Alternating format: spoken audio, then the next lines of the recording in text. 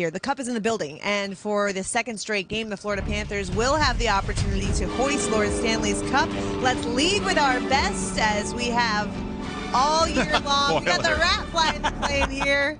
Oh, we got Boiler. It's a nice outfit. We love it. Well, morning skate today, guys were staying pretty loose. Florida maybe feeling the pressure, but they're not going to show it. If so, they had a nice skate this morning.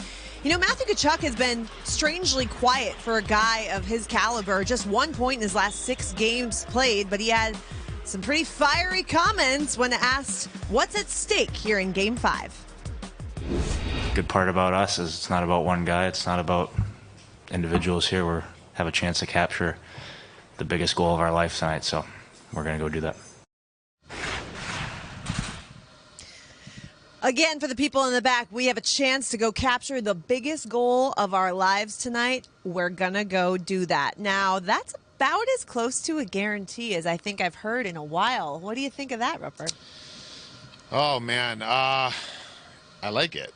Yeah. But I don't know. I mean, it's not Marc Messier level. No, But it's confidence. But maybe it's like you said, too, right? Like the way that this is a confident team, the way the last game went, and maybe even the way that his game has been, it's just kind of one of those things that get you a little riled up too, right? Like just to kind of be positive but raise the emotion. There's so much more in terms of the psychological aspect of sports in general now. We're hearing all these things in self-talk and self-motivation. I think that's part of it as well. Not that they don't believe it, but they're putting it out there. They're putting it in the universe. That's a confident player or a confident guy, even if it's not quite, his game's not quite where he wants it to be. Maybe he's trying to manufacture it and get it there, on his own. Yeah, he's given some showing confidence for the team, but I think he's trying to spark himself. I mean, he's -5 in 2 games and 1 goal in his last 15. So I think for him, he wants, and he's. Did you say 1 goal in the last 15? Yeah, it's quiet. For the guy that you like them my stats? favorite. Look at Statman coming. Stat guy. Brought the heat with the suit. Now he's bringing the numbers. Oh my goodness. Yeah. No, but that's even just the last 6, it's been quiet. But yeah, you're right. Yeah. Go back farther and. For a guy that there's way more to his game than just points. But this is a guy that's gotten over 100 points the last 2 years, right? Yeah. It's. So how can they get him going offensively? Like, if you're his teammate, can you do anything to help generate something for Chucky? Well, listen, he had a crossbar, and then he also got absolutely robbed by Stuart Skinner. So it's not like he's not getting chances. There she is right there. Perfect timing. It's not like he's not getting those looks and those chances. I just think it hasn't fallen for him, the puck luck. But if you're not scoring, you can't be giving up. In the last 2 games, he's been getting outscored at 5-on-5, and that's not a good sign because he's typically been able to generate offense even though he's not scoring. And now they kind of figured out some things in Edmonton. So for him, I think it's going back to his comments, he's trying to spark himself as well. That's what makes him so unique. He can do all those things, those sandpaper things, the agitation. He backs it up. He plays physical. He plays hard. And he's very creative. He can make plays with his hands. He can make plays. He can score goals. He sets up his teammates. He gets you mad at him to look over here, look over here. The other guys have a little bit more room. There was a clip of him warming up on social media the other day before Game 4. And I know that warm-up. I've been in that dressing room, and I know the trainer that goes through that. And there's probably, like a lot of players, there's probably something bothering him. Timmy. Shout out Tim Whitnauer. Great guy. Yeah, the best. There's probably something there in terms of, not an injury, but there's something ailing him. I bet 90% of guys playing tonight, it will be similar for them. But there's a lot that he can do, and that's why he's so special. That's why Florida is where they are. So he definitely wants to get himself going. And let's not forget what last year's run looked like, right? And we know how banged up he was at the end, but he came through in big situations all through the playoffs. He was Mr. Clutch. I mean, Verhaeghe is always as well. But it kind of feels like if they get it done tonight or in one of the next couple games, Matthew Tkachuk's going to have a big moment. Yes. I just feel that this is a guy that's just wired differently. So, like we've all said, he started it with saying a few words, which he likes to do that from time to time and usually backs it up. Little prop bet spoiler, maybe? We'll see later. We'll see later in the show. Yeah. I like it. Okay, well, you're going to have to stick around with us for the next couple hours to find out.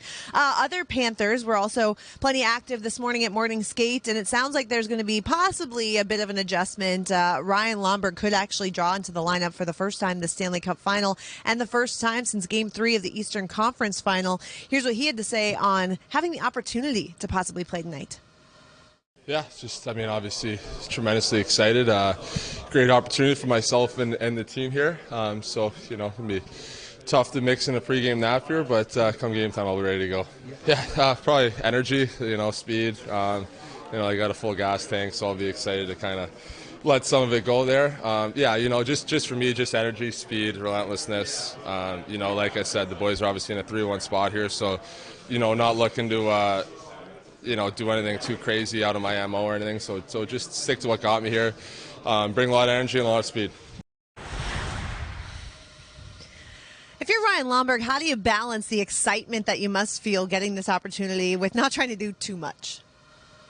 Slush Ruppy. Oh, we're going to Hashtag go what? We're going to Have to. Free Lomberg. Free. Lamborghini. And that's it. You know what, Jamie? You're absolutely right because he just said, There he is. There he is. he's back. I know. He is back. I kept him on roster this whole time. This team was cruising without him, and whoever they put in the lineup, that's been pretty magical for this team. But this is a guy that'll give him a spark. We know that, right? Like he said, I have a full tank of gas. But the hard part is, all right, my job is to go out there. He just said it. Skate, play fast, provide energy, but you got to be smart because you just said it too. Yeah, you can't take a penalty. You know what I mean? Like you can't, and it's so hard. Like how can I go out there and just go absolutely crazy but be under control, which those two things completely contradict themselves. It's going to be hard for him to stay under the radar because when he goes on the ice, we notice it up here. So the guys in the stripes, the black and white stripes, are going to notice him on the ice. So he's going to have to be very careful to toe the line, to play his game where it's very effective, again, and not hurt his team. Because when he is on and he's not taking penalties, he is a problem to deal with. And anybody on the ice just makes things happen. Does with just like you see the physicality, and if you're on his team and someone from the other team is in the way, you might get run over as well. He has one speed, he has one goal out there. It's to create space with his legs and physically to run you over. And he's all underrated skill too. I've skated with him in the summertime out here in Fort Lauderdale with Anthony Perdicar. Shout out. He had dinner with us, but he's a super hard worker. His hands are really undercover. And he's got a great release, great shot. So I think for him, stick on puck first, finish, separate puck from body. I know he wants that big hit, and we all want to see it from him.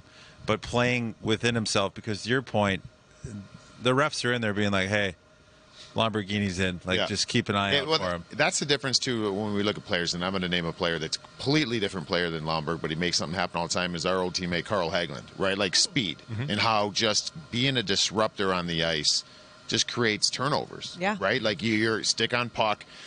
He finishes hits more than most people, but he just gets in there quick. Time and space is of value, and he takes that away. So creates turnovers, and this is a deep lineup that can score. So I'm excited to see what he can do out here. Yeah, you are Slush Ruppy GM. Yeah, that's absolutely. great. Where's our T-shirts? We need our Slush Ruppy T-shirts because he's back in the lineup and looking to make an impact here. You know, we talk a lot about momentum, and we basically heard Paul Maurice say there's no such thing as momentum game to game yesterday. But instead of momentum, how about pressure? I mean, Boiler, what do you think in terms of pressure? Is it all on the Florida Panthers? I mean, Edmonton still has to win tonight. Well, Edmonton's going to go and have their pregame meal, and they're going to have their pregame nap, and there's going to be butterflies. It's an excitement. There is a pressure on them. They have to go to Edmonton tomorrow anyways. They might as well bring the Florida Panthers with them. Nice. Florida does not want to go back to Edmonton. They want this done right now. They have everybody here. They're at home. They don't want to send 200 people out again like they did for Game 4. There's it's a logistical nightmare. Plus, they just want it to end. They don't want to have the interviews, the microphones in their face telling them or asking them, what are you feeling now? You've lost 2 in a row. You're going back to Edmonton. There's all these different storylines that could be written, and they can all go away, and they can celebrate tonight. So the pressure is there, and that's a nightmare scenario. Yeah, listen, I've been there. They're in that room. Do not let it go back to Rogers. Wait, you have? Wait. Yes. Tell the story. Reverse sweep again. One more time. I'm oh my sorry. God. I'm sorry. my gosh, We're so never mean. heard this one. We're so I know mean. it's relevant. We're rolling here. Were you in San Jose? Doing it. What's that? You're playing for Yes, LA Kings. They won Sharks? the cup. It wasn't a Stanley Cup final, but this is what we do. We lend our experiences.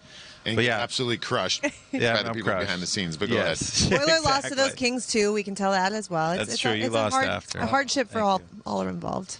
But no, they're not going to win if they go back to Edmonton. I just don't see it. Yeah. That building was insanity. If you weren't in that building, you can't really appreciate or know the the sheer magnitude and feeling that building had. And if they go back, the roof's going to blow off this place. So I do think tonight's a big one for him, because otherwise it's going 7, and it's a coin flip when you go to 7. So let me ask you guys this. You might not say what I'm thinking, but why do we think Edmonton can come back? Like, what is like the one? Is it? Do you guys? For me, it's the Connor McDavid part of the storyline. And I'm not saying it's not a one-man show. This is a good hockey team, but doesn't it feel like, because we're dealing with what everybody reveres to be an all-time great, like he's the next one, right? Like he's the one coming along here, that feels like this is potentially possible. A big historical moment. Yeah. Right. Poetic, and that's why those series don't happen, but why it feels like it can happen. Yeah, there's 2 great storylines, the Panthers and then Edmonton with Connor McDavid. Like, both of them winning is great stories. But obviously with Connor, I don't know, him getting the assist record last game, and then you're like, they're starting to feel it. They're starting to come. Is this an indication that they might have figured out Bobrovsky and this team? And what a way for him to win a Stanley Cup than coming back from down 3-0 when everybody counted them out and just putting on. Oh, it would be like the greatest storyline in our generation of hockey that we've seen for these cup runs. So, and for me, there's him, there's Leon Draisaitl, Paul Coffey coming behind the bench. Like, there's just so many elements to this Edmonton Oilers team, and it just feels like it shouldn't happen with them. But you're like, it's this weird team that, like, they're very streaky when they lose 3 games in a row. There's all these storylines that are connecting it. If it was Dallas or Vegas or teams that I think in the West, I'd be like, I wouldn't feel like this after one win by that team. But I think because, I guess that's my thing. I don't know. Maybe you guys completely disagree, but because it's Connor and Leon and their greatness, I'm like, are we witnessing history, an all-time event here? Yeah. You know what I mean? It's Connor, it's Leon, it's the Edmonton Oilers. It's their whole season. It's them losing to the eventual Cup champion the last 2 years. All these things give them sort of equity. They played great in Game 1. We thought they maybe should have deserved to win Game 1. So they've made adjustments where they looked really good. They got some bounces in Game 4. Don't forget the bounces they got in Game 4 to get them that lead. 8-1 is 8-1, but who knows if the first period goes a little bit differently when you're down 3-0 in a series. But they take that one win, and now they come back here. If they can come back and win on the road in Game 5, and they have played well in this building, particularly in Game 1, if they can win Game 5 when their backs have been against the wall for what feels like 3 weeks now, but it's kind of dragging on. Right. that shows a lot about them as a team. That they're assassins when they want to be, and they go on these runs. They start feeling it. They're getting contributions from everybody. So it's not a conversation until it is, and that would be after tonight if they get a win here. And the one thing you pointed out, Connor and Leon didn't play heavy minutes last game. With this travel coming here, there's just a lot of things that are starting to kind of come together. Yeah, that makes you want to believe that it could happen. You know what I mean? Little hot take here. Oh, and you called me on this earlier. Okay. Get it ready. Florida wins. It's over. We know this, right? That's a hot take, right? Hot take. If Edmonton wins this game, for me, I think they win the series. I think whoever wins this game, because like you said, we saw the atmosphere out there in Alberta. And the way they're kind of cruising here. Good luck.